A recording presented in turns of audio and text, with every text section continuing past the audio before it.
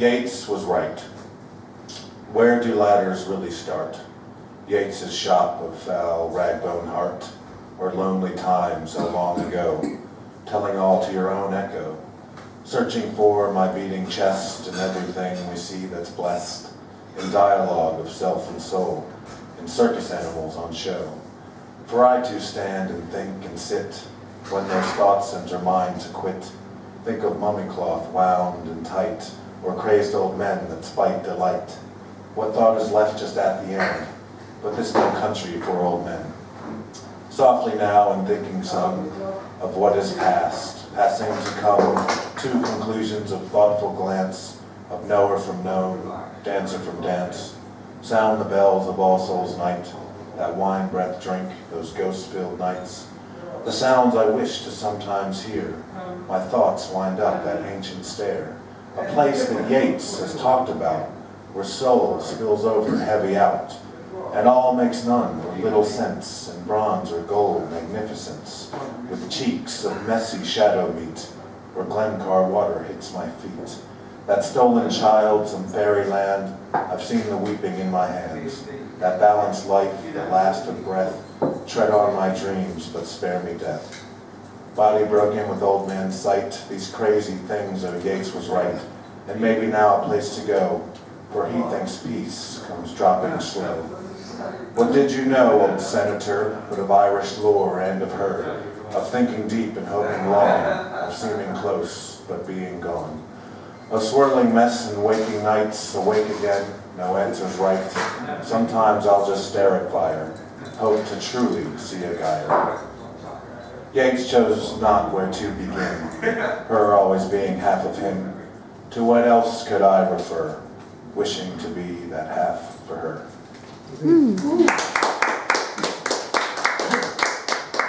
Thank you. The next one, it's kind of a longer one, so bear with me as well. It's called Carving Ducks.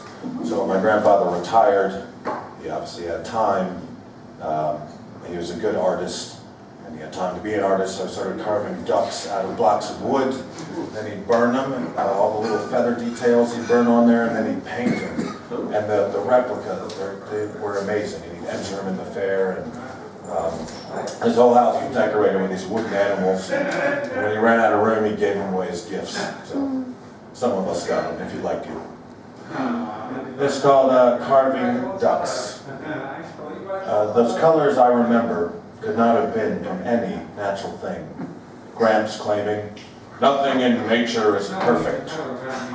Downstairs in his workshop, his new retired hobby, carving ducks out of tupelo wood.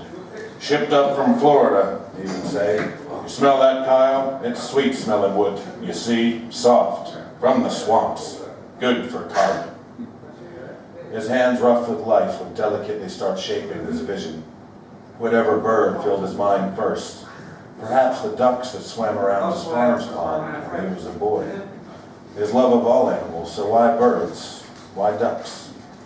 The smell of burning wood in the workshop, sweetness that still sits somewhere in my brain.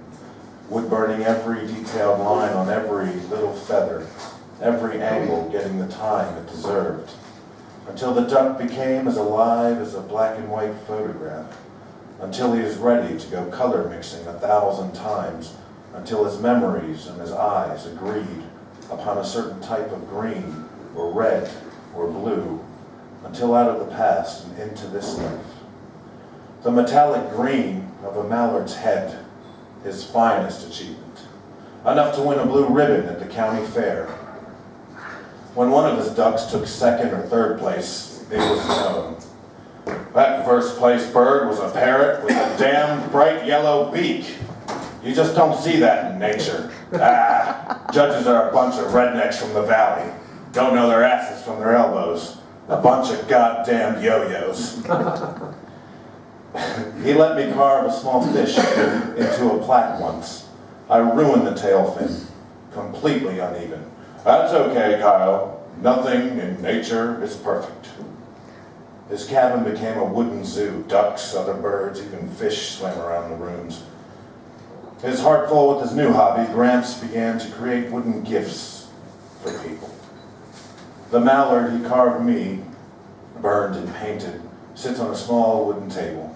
That shiny green head, those blue-tipped wings, more real than not, out of nature, life-keeping in the dust it collects, a frozen moment of everything perfect.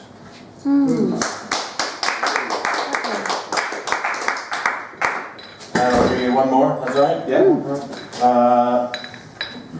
It's about the moon. It's called Orange Moon. I like nature, and a lot of poets do, and the moon and all that. So, Orange Moon. Moon, you're orange tonight. For stars, clouds, my delight. Moon, you seem so in tune, and yet you are not white. Like when we stayed up all those times during the fall and shared lovers' secrets. In white chill, I recall I gave you great thought for thought. You rarely lit my way. I rot when you need a peaceful word, so from my counsel you shall not. Now sickly, faintly pale, no orange men do prevail. You stay so ugly orange and lose your guided trail. No mood of mine a bore for sailors on a shore, to see almost red for good bait, good hook, no lure. May the sun cut you up, the sphere to burn you up. Who needs safe orbit now? You have been killed enough. If ever white again, do not call me my friend, because I want no more whiteness pure and Lord. Lovely. Thank you.